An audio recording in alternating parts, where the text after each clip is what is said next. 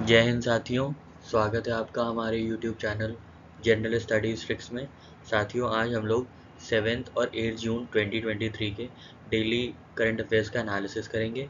ये न्यूज़ ली गई है पीआईबी से, द हिंदू से और अदर इकोनॉमिक न्यूज़पेपर्स जैसे business standard, live mint etcetera से। ठीक है, तो ज़्यादा टाइम वेस्ट न करते हुए हम लोग जंप करते हैं अपनी पहली न्यूज़ पे। तो पहली न्यूज़ है साथियों, by monthly monetary policy RBI की। ये काफ़ी इंपॉर्टेंट है हमारे एग्जाम पॉइंट ऑफ व्यू से। ठीक है, तो चाहे आप आरबीआई का ग्रेड भी दे रहे हो या आईआरडीएआई का एग्ज़ाम दे रहे हो या आगे आने वाली कोई भी एग्ज़ाम दे रहे हो अगस्त तक, जब अगली मॉनेटरी पॉलिसी रिलीज़ होगी तब तक के लिए बाई मंथली मॉनेटरी पॉलिसी के डेटा और फैक्ट्स बहुत ही इंपॉर्टेंट हैं। तो ध्यान दीजिएगा जिन जिन बातों को आपको बताया जा रहा है। ठीक है, रेपो रेट क्या चल रहा है साथियों? 6.5%। ये नहीं याद है आपको तो आपकी तैयारी थोड़ी लैग चल रही है, इसको आप पुश कीजिए। ठीक है, स्टैंडर्ड डिपॉजिट फैसिलिटी रेट चल रहा है 6.25 पे। एमएसएफ जिसको कहते हैं मार्जिनल स्टैंडिंग फैसिलिटी रेट है 6.75, ये अनचेंज्ड है। ठीक है, फोरकास्ट क्या है? इन्फ्लेशन की फोरकास्ट ध्यान दीजिएगा क्या है? 5.1%। ठीक है, इन्फ्लेशन की फोरकास्ट है 5.1% और जीडीपी ग्रोथ है 6.5 फोरकास्ट। ठीक है, 5.1 इन्फ्लेशन फोरकास्ट है और जीडीपी फोरकास्ट है 6.5। ठीक है, अब चारों क्वार्टर्स की जो फोरकास्ट की गई है वो भी देख लेते हैं। शायद कुछ अगर ज़्यादा डीप में गए, ये मॉनेटरी पॉलिसी के ज़्यादा डीप में चले गए तो हर क्वार्टर की आपको ग्रोथ पूछ सकते हैं ना। तो Q1 की ग्रोथ है 8%, Q2 की ग्रोथ है 6.5।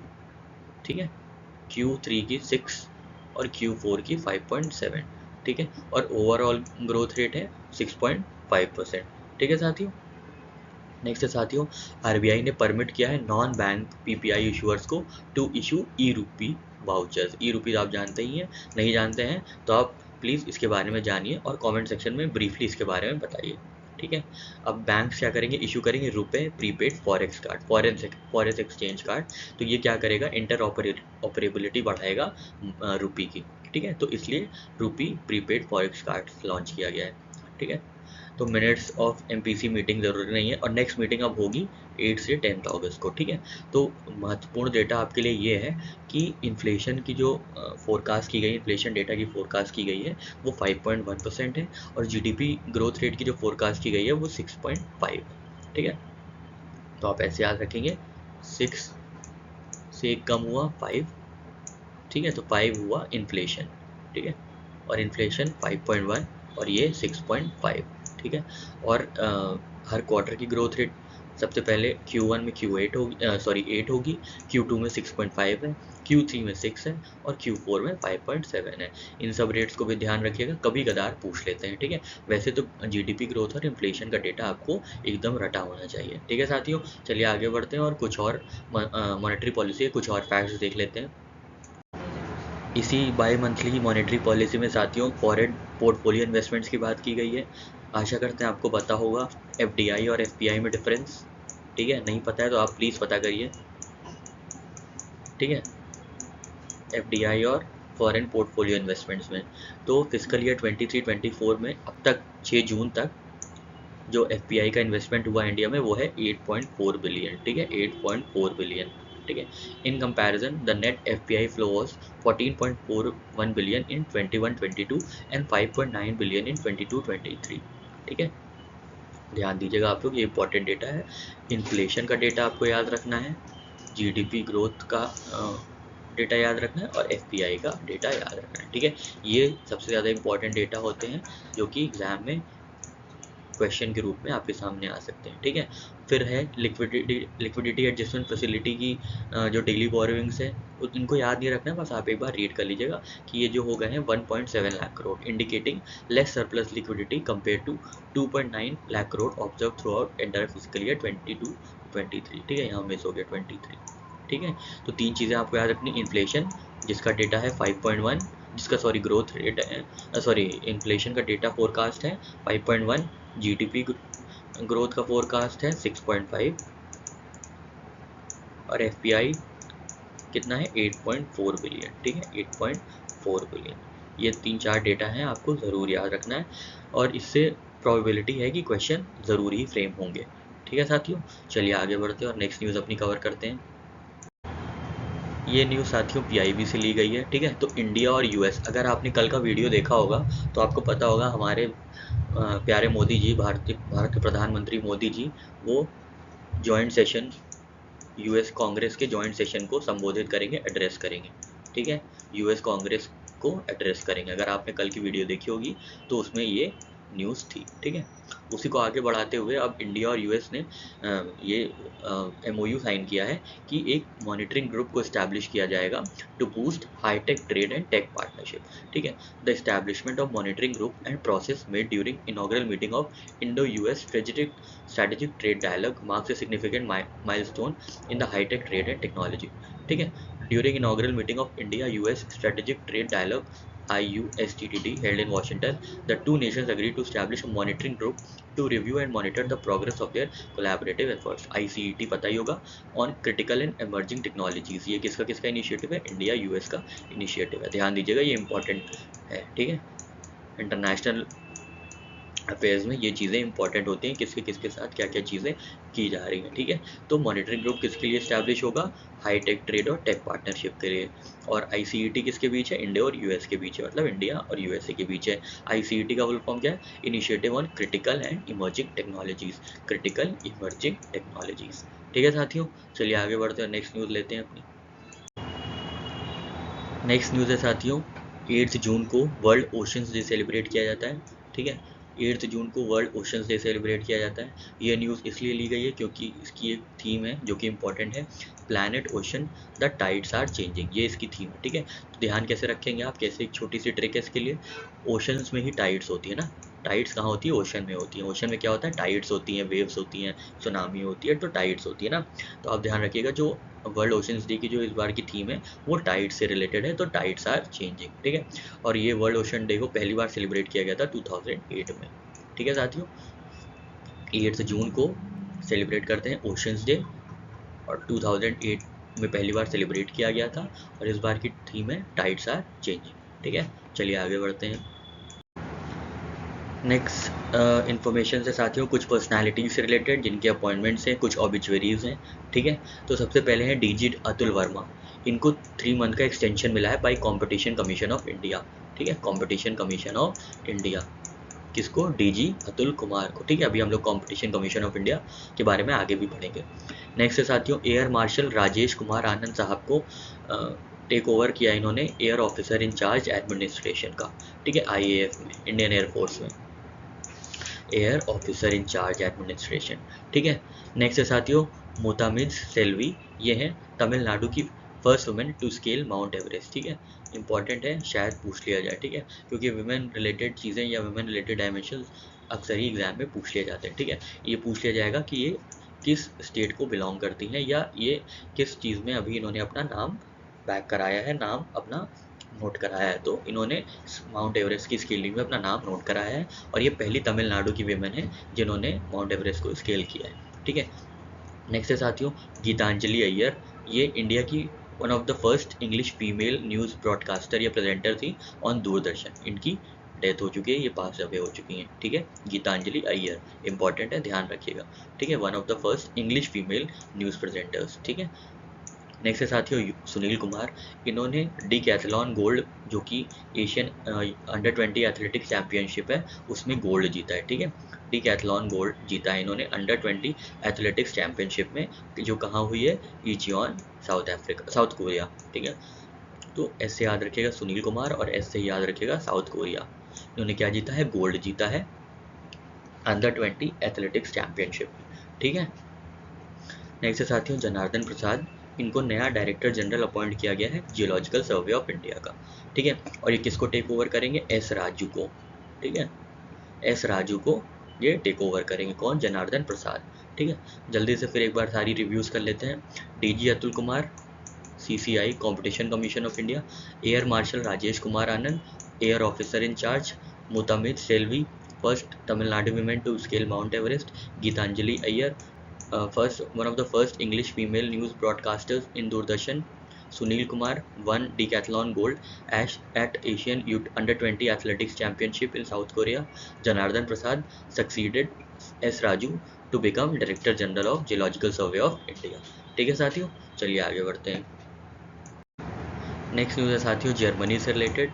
तो अगर आपने हमारे वीडियोस फॉलो किए होंगे तो अभी जर्मन डिफेंस मिनिस्टर इंडिया में थे, बताइए उनका नाम क्या है। ठीक है, अगर आप फॉलो कर रहे हैं न्यूज़, कहीं से भी फॉलो कर रहे हैं, तो आप जो जर्मन डिफेंस मिनिस्टर अभी इंडिया के विजिट पे आए हुए हैं उनका नाम क्या है ये बताइएगा कमेंट सेक्शन में। ठीक है, तो जर्मनी होस्ट करेगा एयर डिफेंडर 2023 जो कि नेटो की बिगेस्ट एक्सरसाइज है। ठीक है, नेटो की बिगेस्ट एक्सरसाइज कौन सी है? Air defender 2023। नाटो के करेंट हेड कौन है? Gents Stoltenberg. ये नाटो कब बना था? 1949 वाशिंगटन डीसी में, इसीलिए ये वाशिंगटन ट्रीटी के नाम से भी जाना जाता है और इसका हेडक्वार्टर्स है ब्रसल्स बेल्जियम में। ठीक है, ब्रसल्स बेल्जियम में नाटो का हेडक्वार्टर्स है। ठीक है, तो कैसे याद रखेंगे? जर्म है एयर में। ठीक है, जर्म है एयर में, जर्म से है जर्मनी और एयर से है एयर डिफेंडर। ठीक है, जर्म है एयर में। तो एयर डिफेंडर जो है नाटो की एक्सरसाइज वो कौन होस्ट करेगा? जर्मनी होस्ट करेगा। यहाँ पे हमने सारे बैकग्राउंड चीज़ें भी देख ली, कहाँ पे नेटो का हेडक्वार्टर्स है, करेंट हेड कौन है और कब बना था या कब स्टैब्लिश हुआ था।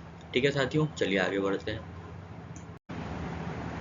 नेक्स्ट न्यूज़ है साथियों यूनाइटेड नेशन सिक्योरिटी काउंसिल से, जिसमें 5 नई कंट्रीज़ जो कि नॉन परमानेंट मेंबर्स हैं उनको इलेक्ट किया गया है। ठीक है, तो कौन कौन सी वो कंट्रीज़ हैं? Algeria, Guyana, Republic of Korea, Sierra Leone, Slovenia. These countries will join premier body for maintaining international peace and security. ठीक है, इससे पहले कौन इलेक्ट हुई थी? इक्वाडोर, जापान, माल्टा, मोजाम्बिक और स्विट्जरलैंड। ठीक है, as non permanent members. 5 permanent members होते हैं और 10 नॉन परमानेंट मेंबर्स होते हैं। ठीक है, तो 5 परमानेंट मेंबर्स कौन कौन से हैं आप हमको कमेंट सेक्शन में बताइएगा। ठीक है, तो ये जो नॉन परमानेंट मेंबर्स आए हैं जो ज्वाइन करेंगे यूएनएससी को एज नॉन परमानेंट मेंबर्स, तो वो किसको रिप्लेस करेंगे?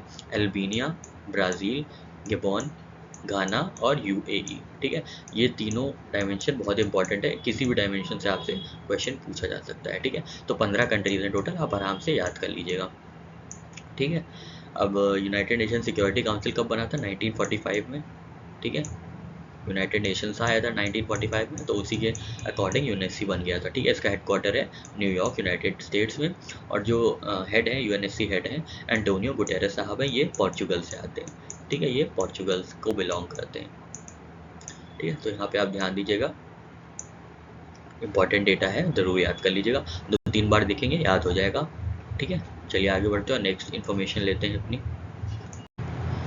उत्तर प्रदेश गवर्नमेंट ने लॉन्च किया है Nand Baba milk mission scheme. ठीक है, Nand Baba milk mission scheme किसकी इनिशिएटिव है? उत्तर प्रदेश की। ये क्या करेंगी?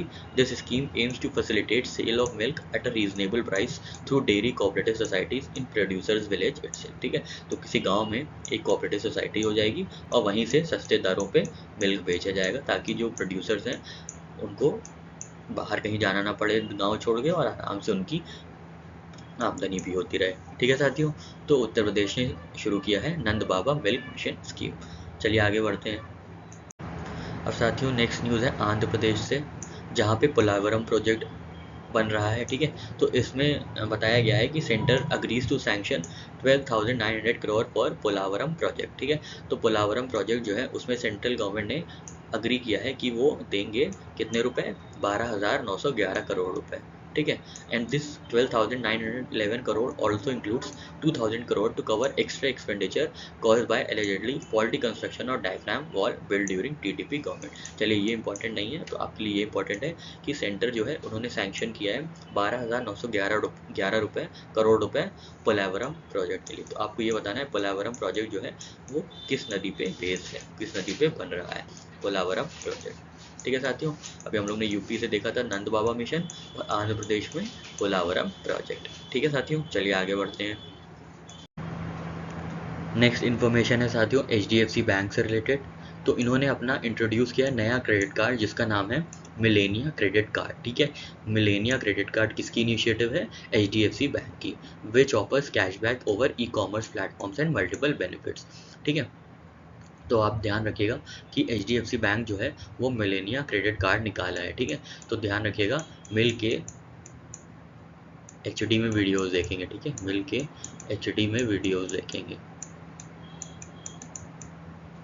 एचडी में याद रखिएगा एचडीएफसी और मिल से याद रखिएगा मिलेनिया क्रेडिट कार्ड। ठीक है, ये छोटी सी हैक है आपके लिए ताकि एग्जाम में कंफ्यूजन ना हो। नेक्स्ट है साथियों, Microsoft and AirJaldi partner to expand internet connectivity in rural India.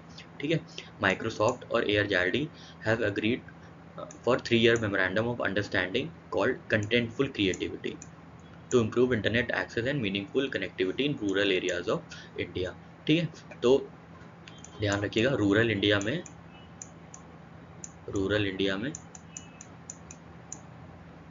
जल्दी से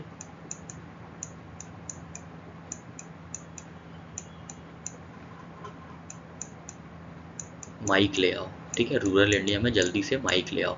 रूरल इंडिया मतलब rural connectivity in rural India, जल्दी से एयर जल्दी, और माइक से माइक्रोसॉफ्ट। ठीक है, ये भी एक हैक है, आप ध्यान रखिएगा। ठीक है, मिल के एचडी में वीडियोस देखेंगे। ये Melania credit card HDFC bank के लिए, और रूरल इंडिया में जल्दी से माइक ले आओ, तो जल्दी से एयर जल्दी और माइक से माइक्रोसॉफ्ट। ठीक है, नेक्स्ट है साथियों, CCI Competition Commission of India approves minority stake acquisition in Lenskart by Dove Investment। ठीक है, तो डव इन्वेस्टमेंट जो है इन्वेस्ट करेगा लेंसकार्ट में। ठीक है, competition commission has said that it has approve both deals under green channel. ठीक है, आगे हम बताएंगे ग्रीन चैनल क्या होता है। ठीक है, it's a green channel route is a route which according to this route a transaction which doesn't raise any risk of an appreciable adverse effect on competition is deemed to be approved on being intimated to antitrust regulator।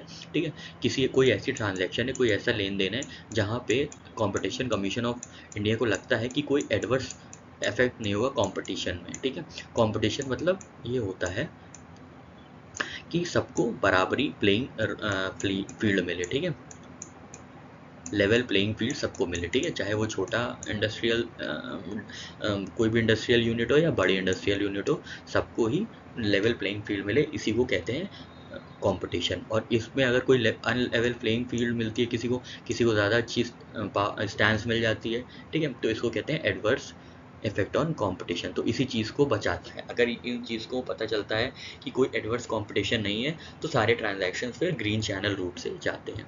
ठीक है, अब competition commission of India के बारे में देख लेते हैं। तो it's an independent regulatory authority mandated by competition commission act 2002। तो ये 2002 में आया था, किस लिए?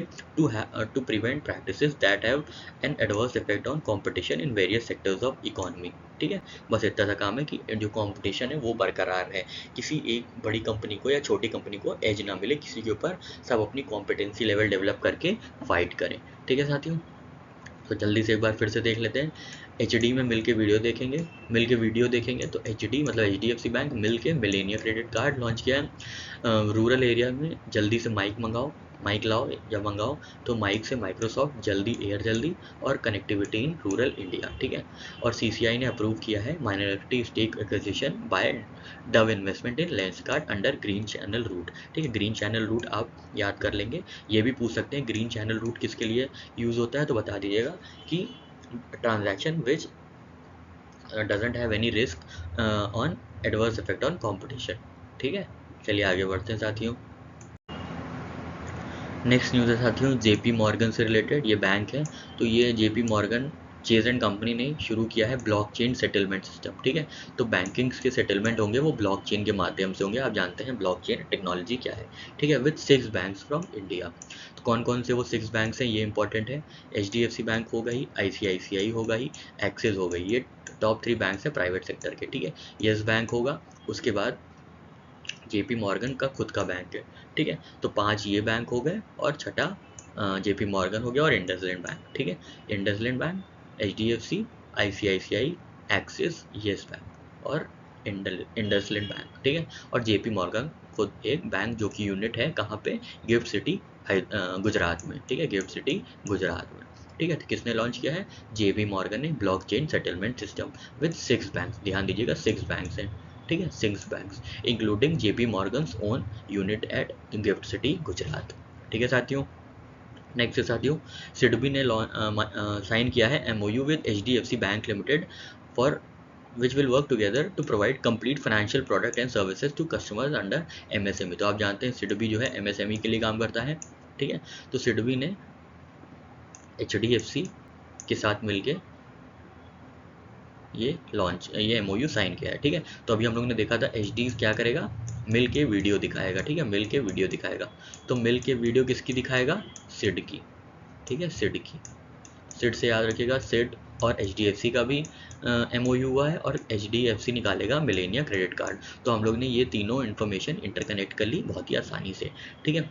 HD में मिल के देखेंगे क्या? सिड की वीडियो। HD में मिल के देखेंगे क्या? सिड की वीडियो, ठीक है। मिल से हो गया मिलेनियन क्रेडिट कार्ड, जो कि HDFC ने लॉन्च किया है, और सिड मतलब सिडबी और सिडबी और HDFC के बीच MOU साइन हुआ है to provide complete financial product and services to MSME, ठीक है। नेक्स्ट है साथियों, बजाज फाइनेंस सर्विस लिमिटेड ने अपना खुद का म्यूचुअल फंड लॉन्च किया है, ठीक है, under Bajaj Finserv mutual fund.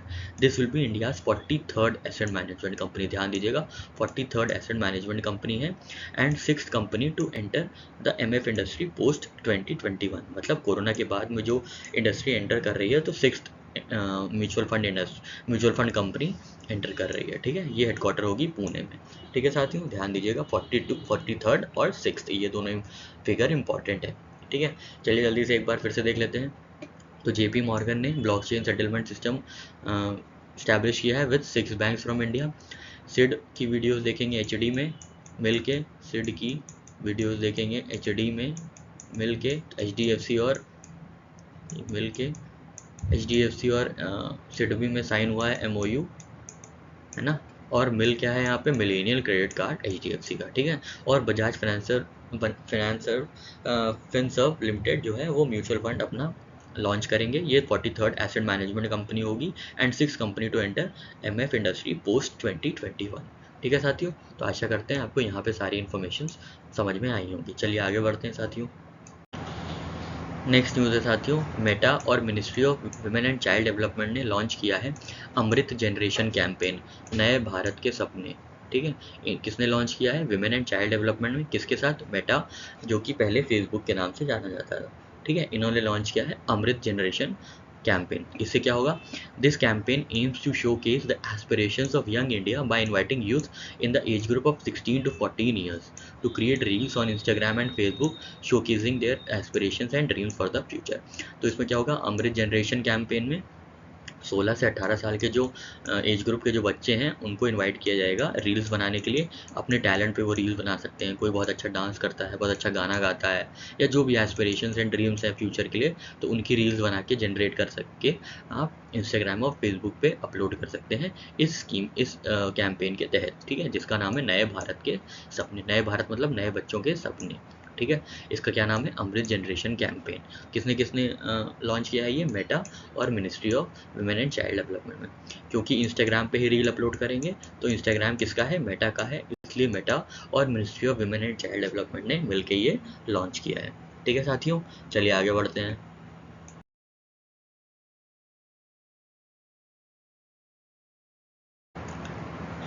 Next news important है साथियों, क्योंकि ये G20 समिट से रिलेटेड है, मीटिंग से रिलेटेड है।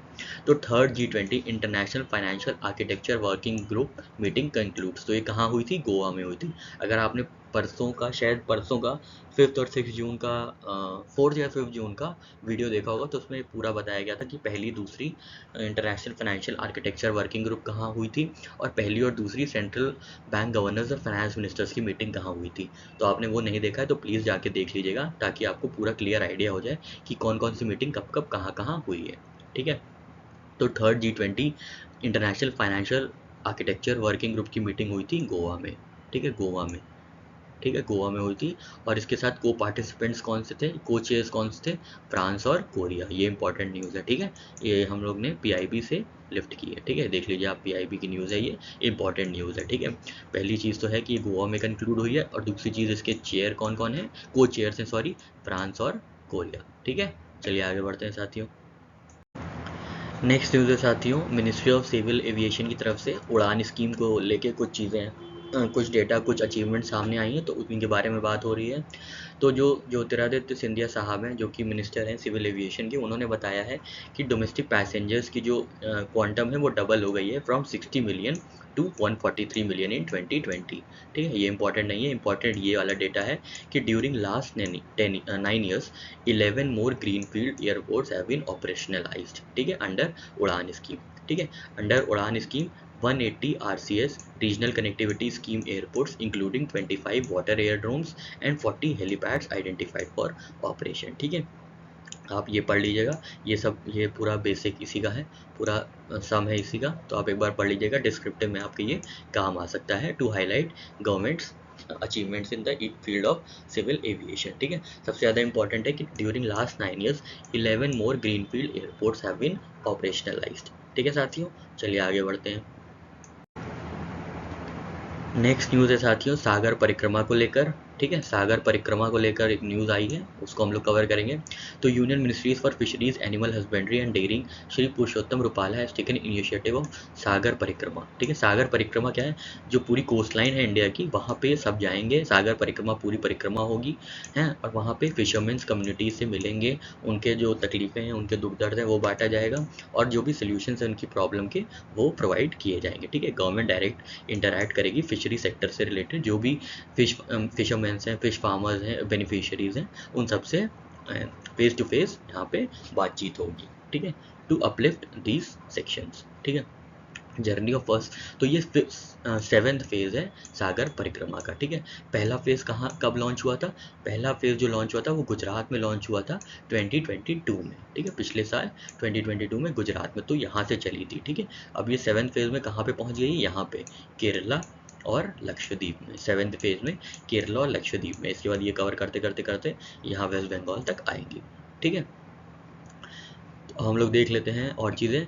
And so far in 6 phases of सागर परिक्रमा coastal areas of Gujarat, Daman Diu, Lakshadweep including Mangalore, Kasaragod, मदाकरा, पलिकरा, चलियम, कांतागाडू, Kozhikode, माहे, बेपुर और थ्रिसूर, एर्नाकुलम, कोची आइलैंड्स, सारे इधर वाले आइलैंड जो हैं वो कवर कर लिए गए हैं। ठीक है, और अब कहाँ पे होगा, केरला और लक्षद्वीप में। 7th फेज है, ध्यान रखिएगा कहाँ कहाँ जाएंगे, केरला और लक्षद्वीप में।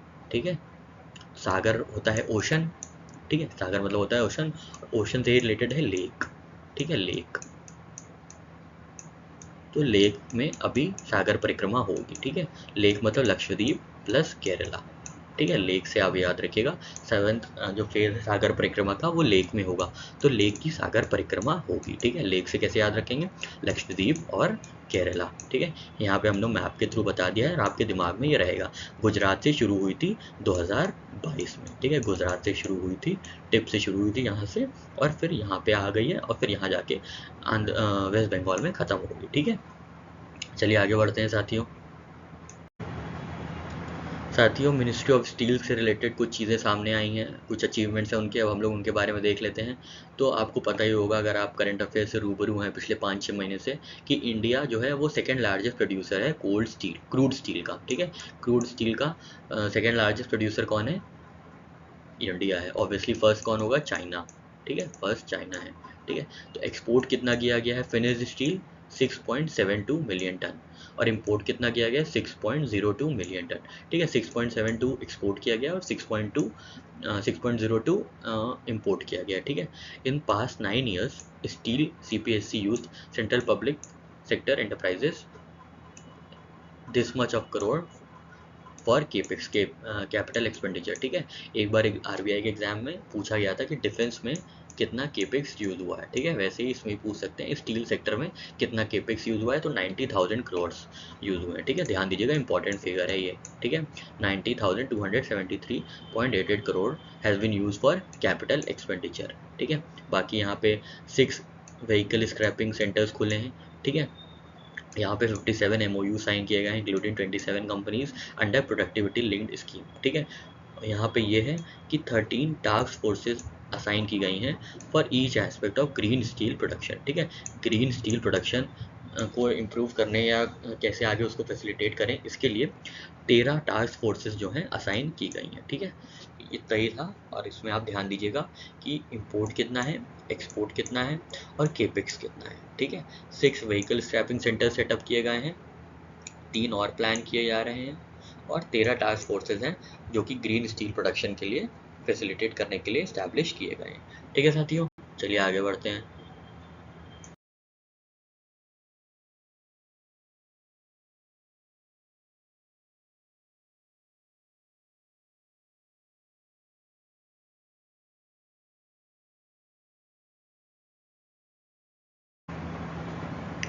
नेक्स्ट न्यूज़ है साथियों इंसॉल्वेंसी एंड बैंक्रप्सी से रिलेटेड। तो आईबीबीआई के जो चेयरमैन हैं, insolvency and bankruptcy board of India के जो चेयरमैन है रवि मित्तल साहब, उन्होंने इनॉग्रेट किया है week with the legends at Indian Institute of Corporate Affairs. ठीक है, तो बस इतना ध्यान रखना है कि वीक विद लेजेंड्स जो है Indian Institute of Corporate Affairs में इनॉग्रेट किया गया है by IBBI chairperson Ravi Mittal. ठीक है, इसके आगे अलावा आपको और कुछ नहीं जानना है, बस इतनी सी ही न्यूज़ थी और इतनी ही इंपॉर्टेंट। अगर ये पूछा जाएगा तो इतना ही पूछा जाएगा, इससे ज़्यादा और कुछ नहीं पूछा जाएगा। ठीक है, चलिए आगे बढ़ते हैं साथियों। नेक्स्ट न्यूज़ है साथियों डिफेंस से रिलेटेड। तो Agni prime ballistic missile successfully flight tested by DRDO off Odisha coast. ठीक है, तो कौन से आइलैंड पे हुई है? Doctor APJ Abdul Kalam Wheeler island पे, जो कि ओडिशा की कोस्ट पे है, वहाँ पे ये अग्नि प्राइम बैलिस्टिक मिसाइल टेस्ट किया गया है। ये इंपॉर्टेंट क्यों है? क्योंकि this is the first pre induction night launch conducted by users after 3 successful development trials of the missile.